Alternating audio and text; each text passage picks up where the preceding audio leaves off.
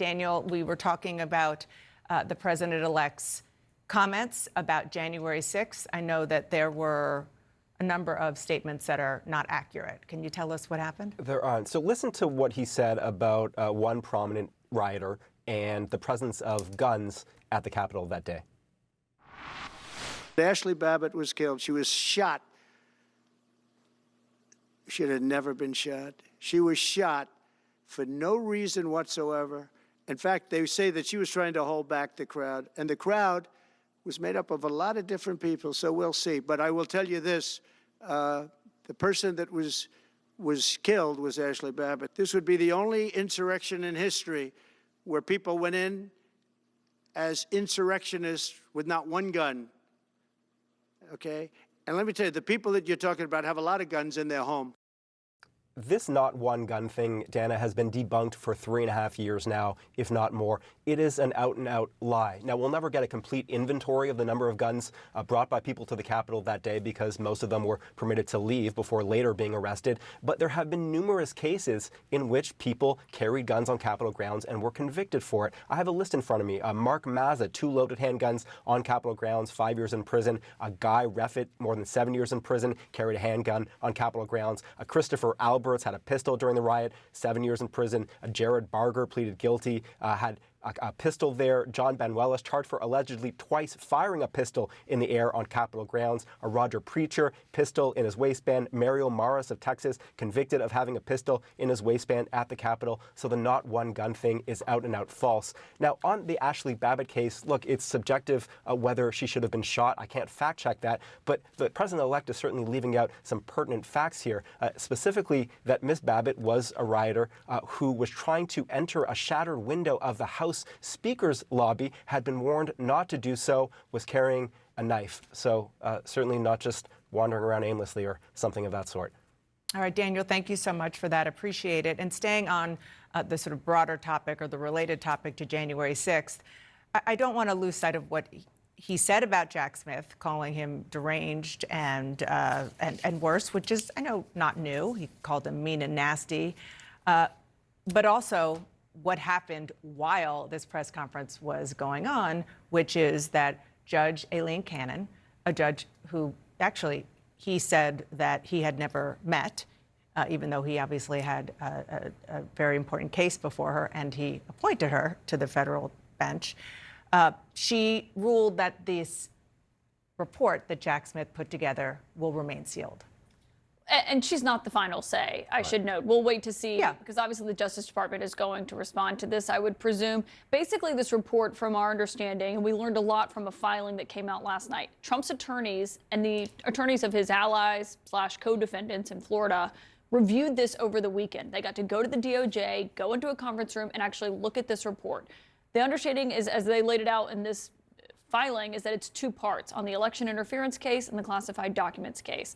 They were arguing, in part, that the classified documents case shouldn't come out because of the Walt Nauta and Carlos de Oliveira. They still have charges pending against them. But Trump's attorneys signed on saying none of this should be able to come out because Jack Smith's not supposed to be special counsel, which is Judge Cannon's findings as well, which is why the classified documents case is no more. Trump found out during that she says right now, temporarily, this report cannot be released. The Jack Smith can't even transmit it to the Justice Department, is what she's arguing. We'll see if that holds. Obviously, there will be appeals. We're told it could come out really any day now, potentially by the end of this week. But they are fighting very hard, and he is very angry that even part of this could come out.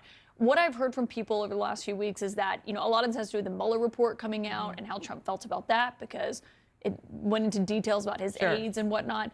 So we'll see if it ultimately comes out. But I mean, he came out, and I think so much of what we heard was there was this underlying level of anger about this and the sentencing in New York. But I agree with that. I believe it because he talked about the Injustice Department, quote unquote, many, many times. The whole beginning of this news conference was also about the series of executive orders that Joe Biden has issued relating to land, relating to oil and gas, and that kind of prompted a lot of what he said. He said it yesterday on Truth Social and again at this press conference about the fact that he doesn't think Biden is giving him a proper transition, which Susie Wiles, his incoming chief of staff, explicitly said the opposite. But I don't want to gloss over some of the interesting things that we heard. We heard things before about windmills and so forth, but Don't forget about water in your dish. he went off about, and we've actually heard a little bit about that before, believe it or not, but he went off about his anger about gas stoves and gas heat in particular, and the fact that the Biden administration wants it to be more electric. And then he said, people know that if you have electric heat in your apartment, in your house, you get the itch. I mean, he has, guys, he's talked about these kinds of things, Yeah. these environmentally tangential pieces of your everyday Right. home life. He gets obsessed with them. Yes. But as I listen to Caitlin talk about the anger that was on display here, I do think it is important to note how much that is in contrast to what we've seen since the election in November from him. This was a more familiar Trump to anyone who paid attention to the 4 years where he felt completely under siege all the time when he was in the White House. That's not how he's felt. He's given voice to this when he said, everyone used to attack me and now everyone's being a friend of mine. That's part of his sort of lighter feeling about this moment and becoming the 47th president again, different than he felt becoming the 45th president.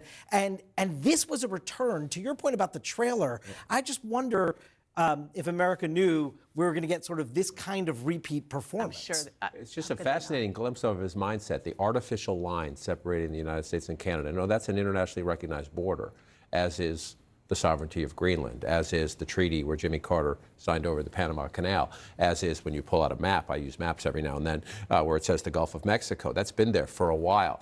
Donald Trump thinks if I want it to be, it shall be.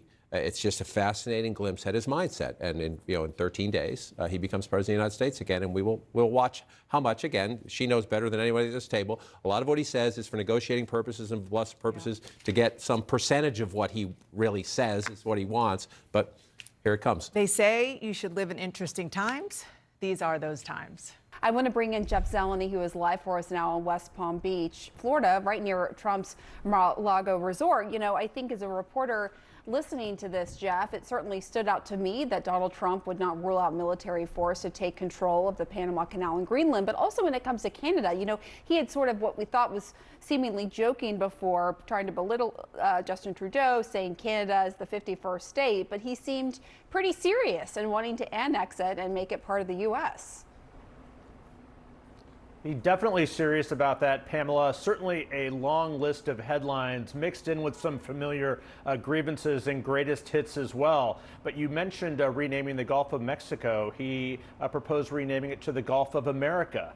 On another specific issue on the pardoning of January 6th, the defendants, he did not rule out pardoning violent defenders. He had a long list of grievances against what the Biden administration is doing on executive orders. But it was Greenland, something that the president-elect has been talking about repeatedly, initially sounding like bluster. He made clear he's very serious about that for national security concerns.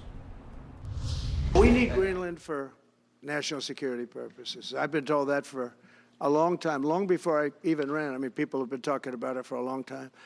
You have approximately 45,000 people there. People really don't even know if Denmark has any legal right to it. But if they do, they should give it up because we need it for national security. That's for the free world. I'm talking about protecting the free world. So perhaps it's no surprise that Donald Trump, of course, the real estate magnate, would want to expand U.S. territory. Much more complicated than that, of course. It's a Danish territory, and it's not for the U.S. to have. That does not necessarily mean that he could not build an argument for that, as well as send a message to other world leaders that Donald Trump is on the verge of being back. Of course, his first term in office, Pamela, as you well remember, we covered his first presidency. He made a hallmark out of trying to keep other foreign leaders off balance, if you will. And on that vein, he talked about NATO, talking about once again, demanding and urging fellow NATO members to contribute more of their GDP. He also said if the hostages are not out in Gaza by the time he takes office, he said all hell will break out. So certainly a variety of headlines there in the first news conference of the year from the president-elect. But Pamela, the question is, as he comes back, his legislative agenda at the very end, he said he, does not necessarily have a preference over one bill or variety of bills for his agenda.